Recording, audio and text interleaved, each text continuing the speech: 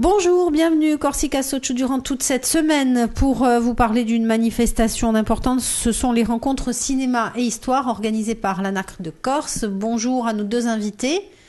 Bonjour. Bonjour. Nous recevons ce matin Malika Borin qui est membre du bureau de l'ANACRE de Corse du Sud et puis Jean-Pauline Auchans qui est membre de la commission cinéma.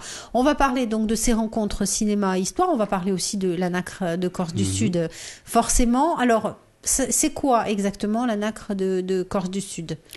L'ANACRE de Corse du Sud, notre association, qui est donc l'Association nationale des anciens combattants et amis de la résistance, a pour but donc en quelque sorte de jouer le rôle de relais entre nos anciens combattants et résistants et la jeune génération actuelle. Donc c'est dans ce but que nous avons organisé pour la 14e fois les rencontres du cinéma qui se dérouleront donc à partir de la semaine prochaine, les 2 premiers jours à l'Espace Diamant. On est obligé de recommencer. On est déjà la semaine prochaine en fait. Ah ouais. Allez, on reprend parce que là si on... Ouais.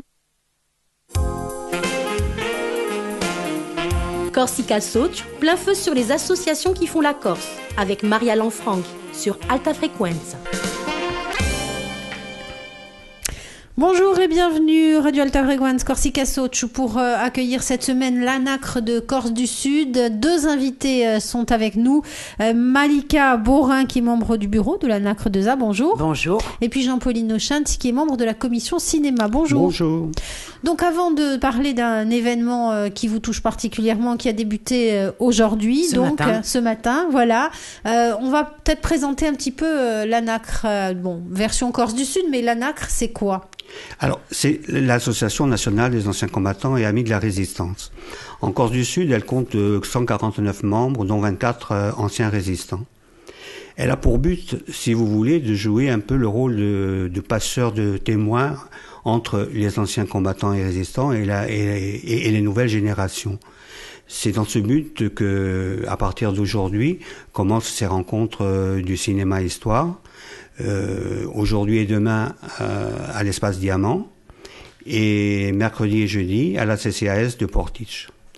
Au cours de ces rencontres, nous allons projeter divers documentaires et films, soit sur la résistance corse proprement dite, avec des témoignages de grandes résistances comme Madame Germaine Tillion et Madame Geneviève Antonios de Gaulle, et soit des films de fiction, comme Un sac de billes pour les primaires, Elle s'appelait Sarah pour les collèges et Ida pour tout public. Alors, faire ce lien entre les résistants, les anciens combattants et les jeunes générations, c'est une obligation aujourd'hui. Ce devoir de mémoire, on va dire autrement, c'est les programmes scolaires, on a envie de dire, ça suffit pas. Voilà, c'est absolument capital. Notre rôle de passeur de mémoire est très important. Parce que les jeunes générations auraient tendance à un peu oublier le passé et on a tellement peur, surtout en ce moment, que ça se reproduise, qu'il faut vraiment avertir la jeunesse et même les gens actuellement qui vivent même de notre génération. Il faut vraiment les avertir d'un danger imminent et donc surtout se servir de ce passé comme d'un tremplin pour dire attention, on ne refait pas les erreurs du passé. Et puis surtout, approfondir la connaissance de cette période de la France, de l'histoire de France, la transmettre aux jeunes générations qui ont souvent des programmes d'histoire assez allégés. Et donc notre devoir à nous, ANACRE de ZA, est en fait de renforcer ces connaissances de ces élèves. C'est une partie de notre travail. Voilà.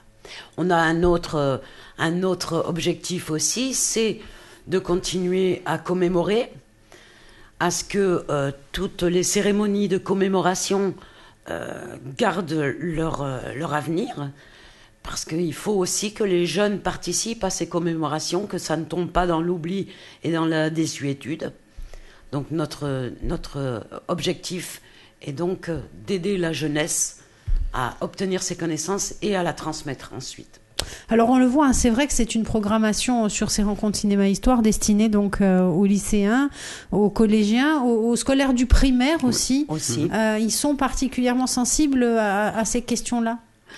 Écoutez, l'an dernier, pour les primaires, nous avions passé le journal d'Anne Frank. Et on a été surpris par le nombre de questions qui ont été soulevées par ces gamins de 10 ou 11 ans.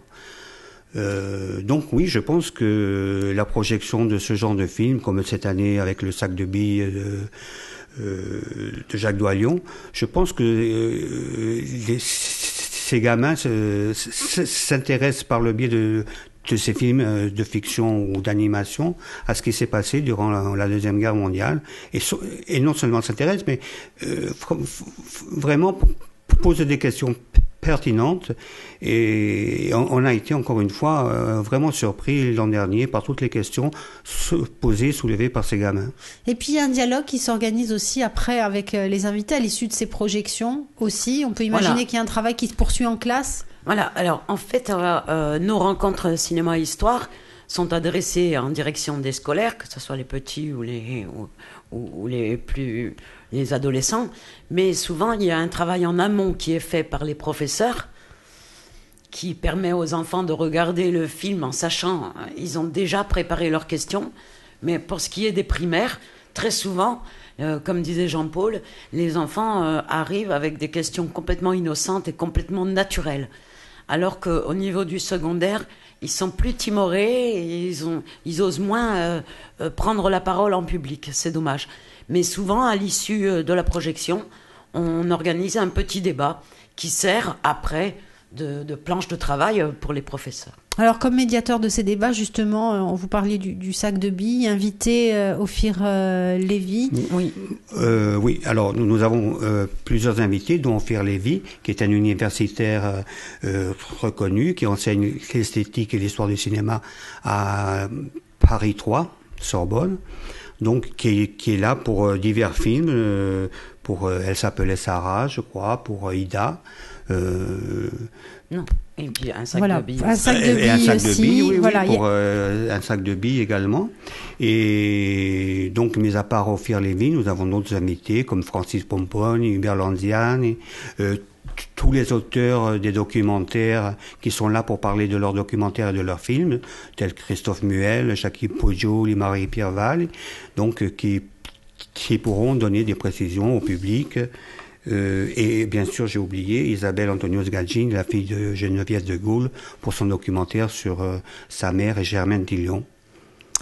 Donc ça se déroule à partir d'aujourd'hui, on a dit lundi et mardi à l'espace Diamant, à partir de mercredi et jusqu'à jeudi à la CCS de Porticcio Marine, qui a donc des projections pour les scolaires, des projections tout public aussi. On va se retrouver demain pour parler à nouveau de cette programmation et de votre mission, si vous le voulez bien. Ce qu'il est important de souligner, c'est que ce sont des projections qui sont entièrement gratuites.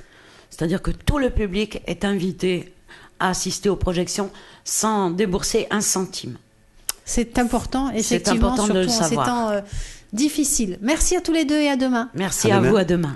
Bonjour et bienvenue sur Radio Alta Vregoans, à nos deux invités, Jean-Paul Inochanzi, membre de la commission cinéma de l'ANACRE de Corse du Sud, bonjour. Bonjour.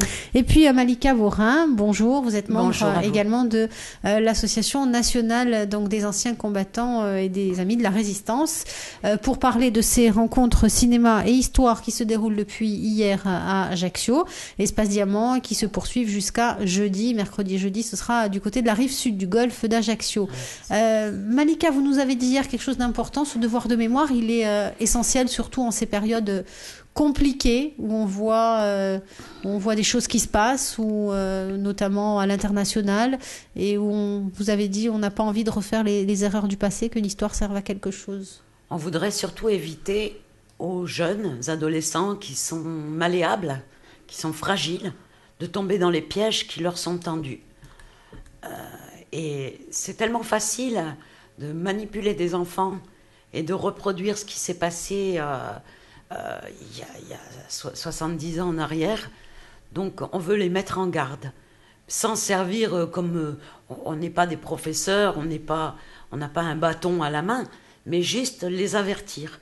et leur transmettre ce que nous savons, ce que nous tenons de nos parents, de nos grands-parents, de nos oncles, et de tous ceux qui ont fait la résistance, qui nous ont parlé de vive voix et qui peu à peu disparaissent. Et donc ces voix qui s'éteignent, eh bien on leur a promis de nous redire et transmettre ce qu'ils nous ont laissé comme héritage. On est mieux armé contre certaines dérives, contre certains enrôlements peut-être, quand on sait. Oui, je pense qu'on est mieux armé lorsqu'on touche du doigt ce qui s'est passé durant la Deuxième Guerre mondiale. Et pour rebondir sur les propos de Malika, je voudrais parler de ces déclarations qui ont eu lieu ces 2 derniers jours, où on rabâche encore une fois, comme par petites touches impressionnistes, que tel événement c'est un détail, hein, que Pétain n'est pas un traître. Voilà, on va bien si on laisse faire, Pétain ça va être un résistant. Il y aura pas eu de Shoah. Donc il faut vraiment être présent sur ce thème et à notre tour le rabâcher sans cesse pour que les jeunes puissent s'en imprégner et faire en sorte que l'histoire ne soit pas un éternel recommencement. Et quel meilleur support, on va dire, que ces films d'animation, ces films destinés au jeune public, en fait. Comment s'opère le choix de ces... En fait, comme Jean-Paul et puis d'autres, nous sommes environ 6 ou 7 membres du bureau de l'ANACRE, et nous nous réunissons exprès pour choisir pendant plusieurs mois à l'avance. On organise nos rencontres cinéma-histoire et on délibère sur le choix des films que nous allons proposer, avec en général une direction. Cette année, cette direction, c'était le 70e anniversaire, bien sûr, des camps de concentration. Donc on choisit, on visionne tous le film et on débat pour savoir quel est le choix le plus judicieux.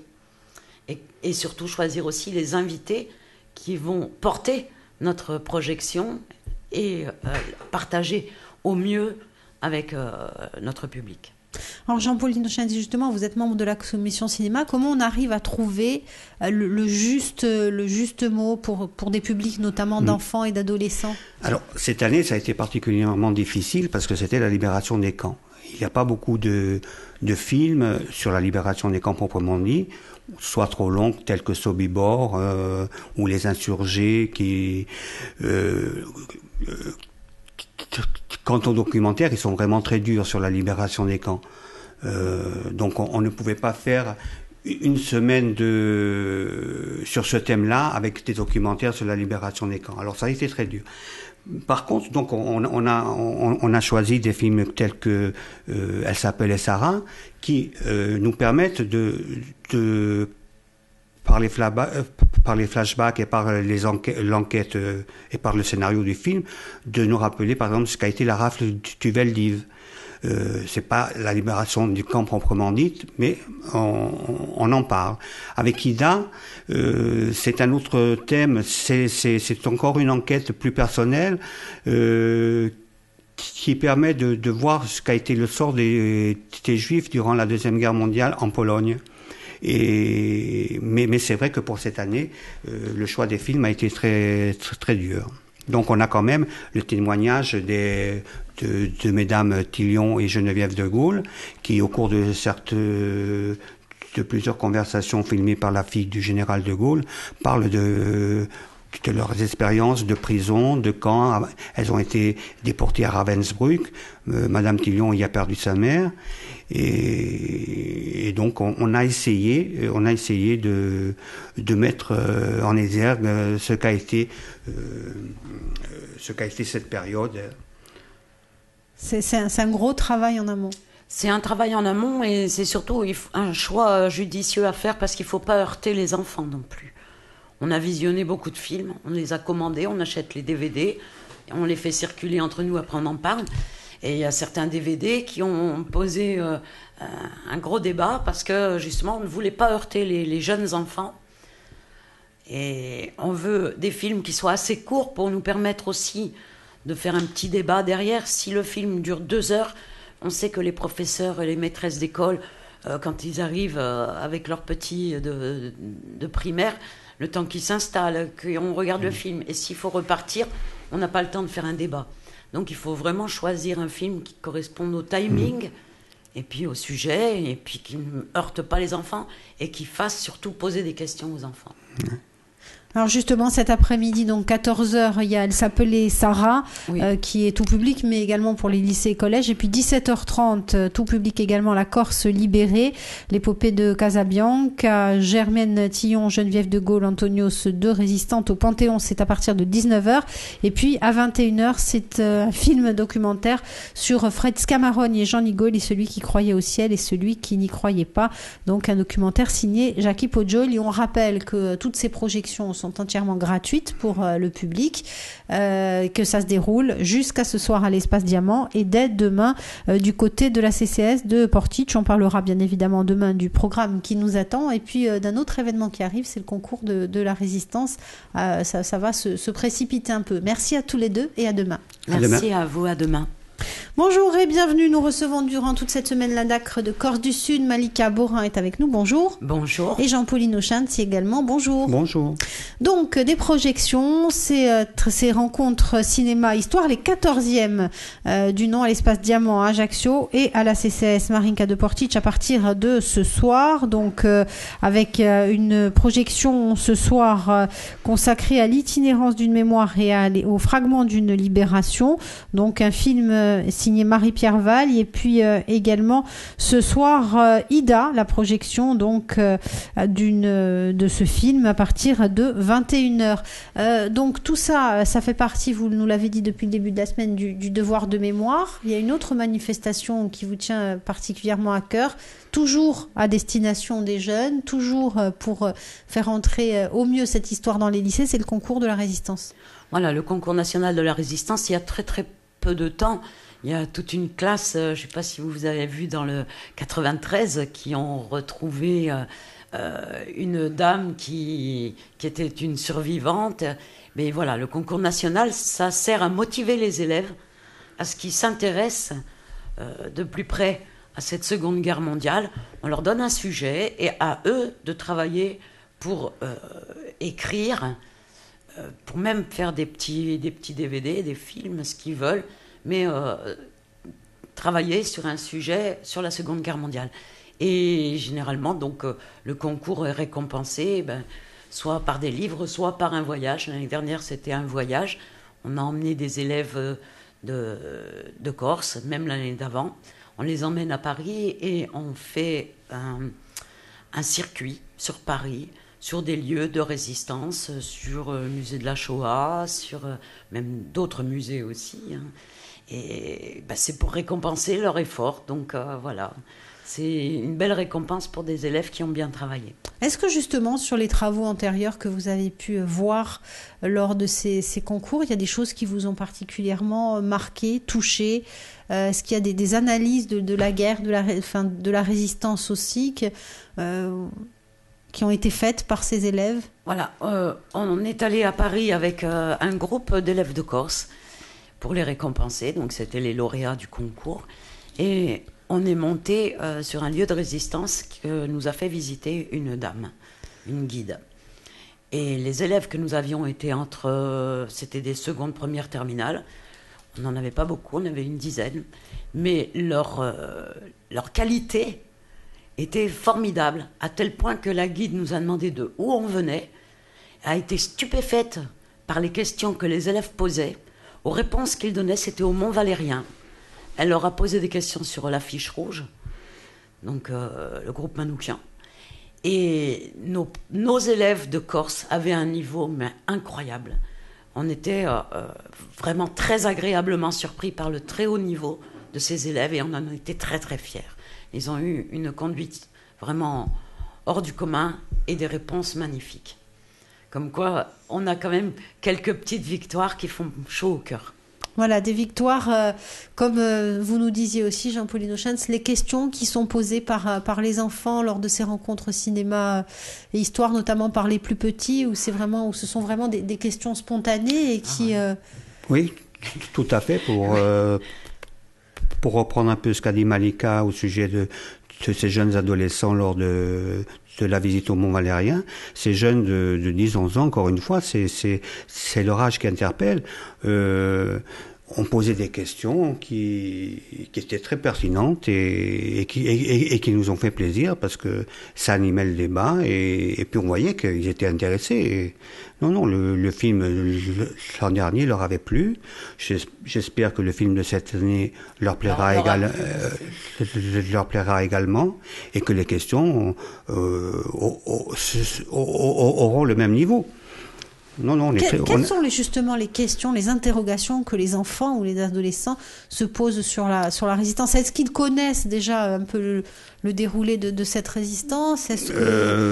À proprement parler, le déroulé de la résistance, ça leur passe un peu au-dessus de la tête. Mais pour en revenir à l'an dernier, puisque je n'y suis que depuis l'an dernier, et pour en revenir au film du sac de...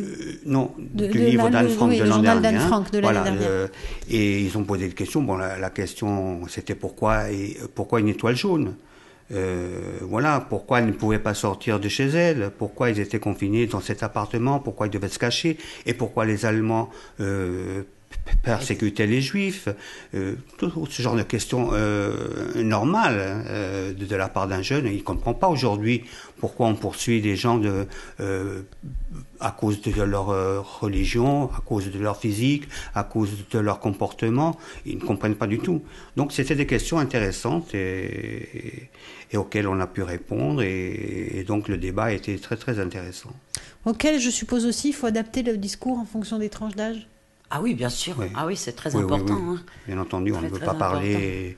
On ne peut qu'employer des mots comme Shoah. Si on emploie le mot Shoah, il faut expliquer ce que c'est la Shoah. Si on emploie le mot arien, il faut expliquer ce qu'est le mot arien. On essaye de se mettre à leur portée. Est-ce qu'après, ça se ressent même au niveau de la classe? On a un autre regard sur son camarade de classe, que peut-être on regardait d'une drôle de façon aussi. Est-ce que ça a cette portée-là aussi? C'est ce qu'on leur demande souvent à la fin des débats avec les petits. On leur dit, mais voyez que vos amis soient handicapés, qu'ils soient de couleurs différentes, quelle importance vous faites? Vous avez les mêmes jeux, vous avez les mêmes attentes. Donc il faut partager des moments entre nous sans se disputer, sans se reprocher quoi que ce soit. Chacun est comme il est. Il n'y a plus de différence. Très bien, on va se retrouver demain sur cette jolie phrase. Donc on rappelle quand même que ce soir il y a différentes projections et notamment Itinérance d'une mémoire, fragment d'une libération ou encore Ida, donc ça se passe à la CCS de Portich et toutes ces projections sont entièrement gratuites, donc n'hésitez pas à vous y rendre. À demain. À demain. Corsica Soch, plein feu cette semaine sur la nacre de Corse du Sud, l'association nationale de la résistance et des anciens combattants pour la Corse du Sud. Malika Borin est avec nous, bonjour. Bonjour, bonjour à tous. Bonjour, ravi de vous retrouver, Jean-Pauline Ochanti également, bonjour. Bonjour. On a parlé durant toute cette semaine des 14e rencontres cinéma et histoire qui ont lieu jusqu'à ce soir à la CCS de Portich, avec donc des projections, mais pas seulement, des débats aussi, et puis des invités qui ont répondu présents pour livrer leurs témoignages et partager un maximum avec le public. Oui, alors... Tout d'abord, comme invité, nous avons les réalisateurs de ces différents documentaires et films. Donc, nous avons Christophe Muel, qui a déjà fait des films traitant la collaboration, les brûlures de l'histoire. Nous avons également Jackie Pojol, qui est journaliste à Via Steel, qui a également fait un certain nombre de documentaires, réalisé plutôt un certain nombre de documentaires sur la période de la résistance en Corse. Marie-Pierre Val, qui est une historienne d'information, qui a déjà fait des documentaires sur FR3 Corse pour l'émission d'Accueil. Nous avons la fille de Madame de Gaulle, Isabelle, elle qui a filmé uniquement la conversation entre Germaine Tillion et sa mère, qui parlait de leur vie, de leur passé, de leurs actions, en fait, de leur passion et de leur compassion vis-à-vis de leurs semblables. C'est une passeuse de mémoire. Voilà, de passeuse de mémoire et de grande résistance. Ensuite, donc, un invité qui pour nous est un invité emblématique, qui revient presque chaque année, c'est Monsieur Ophir Lévy, qui, comme je le disais en début de semaine, est un universitaire, qui enseigne l'esthétique et l'histoire du cinéma à Paris 3. Qui est bien sûr axé sur la Shoah et l'empreinte souterraine de la Shoah dans les films actuels.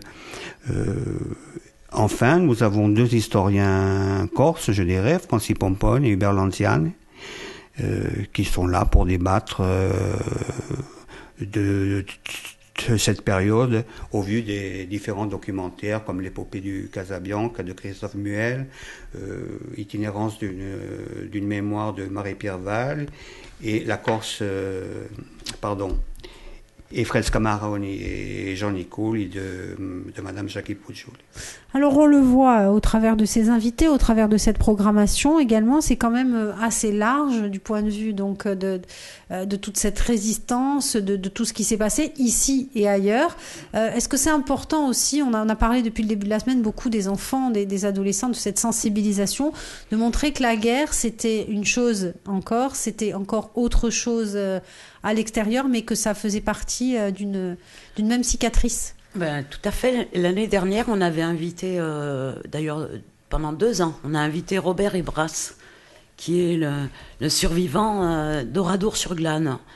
Il s'est déplacé, il est venu passer 1 semaine avec nous, et il a partagé avec les enfants des écoles, et même avec les adultes, son expérience horrible, ses souffrances. Mais il les partage avec un sourire et avec une lueur d'espoir incroyable dans les yeux. C'est quelqu'un qui a une communication avec l'extérieur et qui raconte donc que la guerre, elle était aussi de l'autre côté de la Méditerranée. Parce que souvent, les enfants pensent que ça s'arrête là, alors qu'en fait, la guerre, elle est partout. Elle était à cette époque-là, mais elle est encore de nos jours. Il y a des pays qui sont en guerre, on le précise bien aux élèves. On leur dit bien que la guerre, on parle de la Seconde Guerre mondiale, mais qu'il y a d'autres pays actuellement où les enfants ne sont pas en paix. Justement, c'est ce genre de manifestation, comme ces rencontres cinéma et histoire, c'est une autre façon aussi de communiquer. C'est vrai que les anciens combattants, peut-être dans l'imaginaire des enfants, on les voit aussi lors des défilés ou lors des dépôts de gerbes. Et là, on se rend compte aussi qu'ils font autre chose. Ah, on fait plein de choses. On fait plein de choses. Par exemple, la semaine dernière, donc jeudi et vendredi, il y en a 2 parmi nous qui accompagnent des élèves sur des parcours de mémoire. Et ça, c'est quelque chose d'assez fabuleux grâce à l'aide de l'ONAC, qui nous aide aussi financièrement. Donc l'ANACRE 2A, les Amis de la Résistance, plus l'ONAC, eh bien, ont financé, si vous voulez, le tarif d'un autocar et on propose aux élèves des collèges de se déplacer sur les lieux où ont eu lieu des parachutages en Corse. Donc on les emmène d'Ajaccio ou de Pétrette, de Grossette, ou de Sainte-Marie. On les emmène par le col de Saint-Eustache et on va à Zonza, on va du côté de Lévis, on leur montre les lieux, les endroits où se sont déroulés les hauts faits de la résistance. On termine par un pique-nique généralement au pied du monument de la Seconde Guerre mondiale, la résistance. Pour les enfants, ça devient nettement plus concret. C'est du concret. Et dans l'autocar, donc on fait les commentaires et on leur fait visiter le musée de Zonza, qui est un musée où se trouvent beaucoup d'objets. Donc là, ils visualisent aussi, que ce soit des casques, des armes, des textes, des photos. Ils ont vraiment du concret. Et justement, à propos de ce musée, donc il y a effectivement le musée de la Résistance à Zonza. Bon, c'est un très beau musée qui est tout petit. À Caen, un musée un peu plus grand, à Zonza ou ailleurs. Hein, mais... Voilà, on espérerait que le musée s'élargisse parce que effectivement, Jean-Noël Aïki, qui en est un peu l'instigateur, eh bien, il n'a pas assez d'espace pour exposer tout ce qu'il trouve et tout ce qu'il voudrait pour que tout soit bien mis à jour. Mais pour le moment, c'est très timide. Les progrès dans ce sens-là sont assez timides. Merci à tous les deux. On va se retrouver demain pour la dernière de notre émission de la semaine. Et puis, on vous rappelle, tout public donc pour ces rencontres cinéma et histoire, La Corse libérée, l'épopée du Casabianca, ou également Elle s'appelait Sarah, ça se passe à Portich du côté de la CCAS. Des rencontres, on termine à chaque fois en disant ça, mais c'est important de le dire, oui. Des projections entièrement gratuites, donc pas d'excuses pour ne pas y aller. Bonjour et bienvenue pour le dernier rendez-vous de la semaine en compagnie de la Nacre de Corse du Sud. Malika Bourin, bonjour. Bonjour. Et Jean-Pauline Auchin dit bonjour. Bonjour. Alors, le rideau est tombé hier soir sur cette 14e édition des rencontres. Terminé. C'est terminé, mais vous êtes toujours là. Bon pied, bon œil. Donc, en attendant la 15e édition, ce sera probablement l'année prochaine, à peu près à la même époque. Ça se déroule toujours en avril. Toujours en avril. Pourquoi justement le choix de cette période-là ? C'est-à-dire, c'est mathématique. Il s'est imposé naturellement. En fait, on a notre assemblée générale à préparer avant. Et après, on est moins disponible parce qu'arrivent les beaux jours, les touristes. Il y a des gens qui travaillent parmi nous, d'autres qui ne le font pas, mais qui ont d'autres activités. Donc, le printemps correspondait à une bonne période pour nous. Donc 14 ans quand même d'existence, on suppose que ces rencontres cinéma et histoire, elles séduisent toujours autant, puisque si ça perdure, plus. Voilà, donc avec notamment cette année 150 à 200 enfants par jour qui sont... À peu près les primaires. Hein. Les primaires. Environ 150 primaires lundi et mardi, plus d'une centaine mercredi. Donc c'est un beau succès pour ce qui est des primaires. Pour les secondaires, c'est un peu plus mitigé, c'est-à-dire que les élèves ont moins de disponibilité, parce que c'est que des heures de cours. Voilà, donc, ça mobilise souvent 2 enseignants. C'est plus difficile pour les secondaires. Voilà. Donc une belle réussite aussi. Oui, au total, environ, on compte environ 1400 entrées. Au total, voilà. Un peu comme l'année dernière, un petit peu plus. Un petit peu plus. En progression. Alors là, qu'est-ce qui se passe à l'issue ? Donc le gros du boulot, on va dire, est passé, c'est terminé. On arrive vers d'autres activités aussi des membres de la Nacre, parce qu'il faut dire que c'est une association donc, qui est composée de bénévoles. Je pense que c'est important. On n'est que des bénévoles. Personne n'est... chacun a une petite part de travail à faire, mais on est tous polyvalents. C'est-à-dire on s'épaule et on fait ce qu'on peut avec le temps qu'on a. Voilà.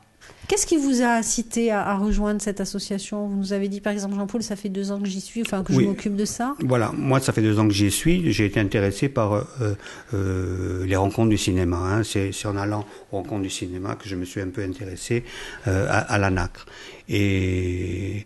Bon, mais j'ai toujours été intéressé par la période de la Deuxième Guerre mondiale, par la résistance. Donc c'est dans ce but-là que j'ai voulu intégrer la Nacre et apporter mon petit concours pour ces manifestations.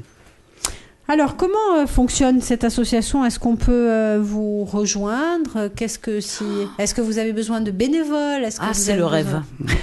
Oui, actuellement, on a besoin de bénévoles et bien sûr, vous pouvez nous rejoindre en allant sur le site de la Nacre, en demandant votre adhésion. L'adhésion n'est pas excessive, elle est de 30 € par an. Hein. Donc, voilà, donc et bien sûr, on attend toutes les bonnes volontés. On a un site internet qui est très bien entretenu par un des nôtres, qui s'en occupe beaucoup. Et sur ce site internet, vous tapez Résistance Corse, et le premier qui arrive, c'est celui de la Nacre. Donc on est en première ligne. Et ce site est enrichi pratiquement au quotidien par un membre de notre association. Nanou Poletti, pour ne pas le nommer. Nanou Poletti. Et qui met des biographies, qui le tient à jour quotidiennement pratiquement. Est-ce que éditos, qui écrit des éditos et qui communique avec le monde extérieur, hein, le monde, je dis bien le monde, puisque on a des contacts qui viennent de l'étranger aussi beaucoup. Est-ce que des contributeurs, par exemple, peuvent envoyer, puisque vous parliez du site internet, des photos, des témoignages qui peuvent être publiés On recueille. Oui. On recueille beaucoup de documentation un peu à droite, à gauche, des familles qui, par exemple, après un décès, trouvent des objets ou des papiers, vont s'adresser à nous en disant est-ce que ça vous intéresse, voilà. Et puis sinon, Nanou s'est souvent déplacé avec une caméra pour filmer justement les anciens résistants. On a gardé des images en archives qui sont magnifiques. Donc vous avez aussi un rôle, en dehors des manifestations que vous organisez pour faire connaître, mais vraiment un rôle de collecte, un rôle de conservation des documents notamment. On a même, pardon, excuse-moi Jean-Paul. Non, vas-y. On a même réédité un livre avec la famille justement de Choury, Maurice Choury, Tous bandits d'honneur. Ce livre avait disparu des librairies et sous l'impulsion donc de la famille et de nous-mêmes, on a réussi à rééditer ce livre en l'enrichissant aussi de tout un glossaire à la fin et de documents supplémentaires qui nous ont été confiés par la famille de Daniel Casanova, puisque Choury était le beau-frère de Daniel Casanova. Donc voilà, c'est aussi une partie de notre emploi du temps, voilà, éditer des livres, distribuer, faire connaître, voilà. Eh bien, merci beaucoup d'avoir pris le temps de passer cette semaine en notre compagnie. Oui, vous vouliez ajouter quelque chose ? Non, rien de particulier, si ce n'est de répéter que nous sommes preneurs de tout document et objet qui intéresse cette période. Et encore une fois, je lance un appel aux bénévoles. S'ils veulent nous rejoindre, ils sont les bienvenus. Alors, il y a un numéro de téléphone qui est marqué sur votre petite plaquette. Il s'agit du 22 33 97. Mais encore une fois, en allant sur le site, vous aurez tous les renseignements voulus. Le site www.résistance-corse.asso.fr. Voilà, mais vous avez dit qu'il est très bien répertorié, oui, donc voilà. Si vous allez sur Résistance Corse et de suite vous le trouvez. Merci à tous les deux. Merci à vous. Et à très bientôt. On rappelle que cette émission, vous la retrouvez, puisqu'on parle de site internet. À l'année prochaine, ou peut-être même avant, pour d'autres manifestations, pour le concours de la résistance notamment. Voilà, par exemple. Merci. À bientôt. Au revoir. Au revoir et merci.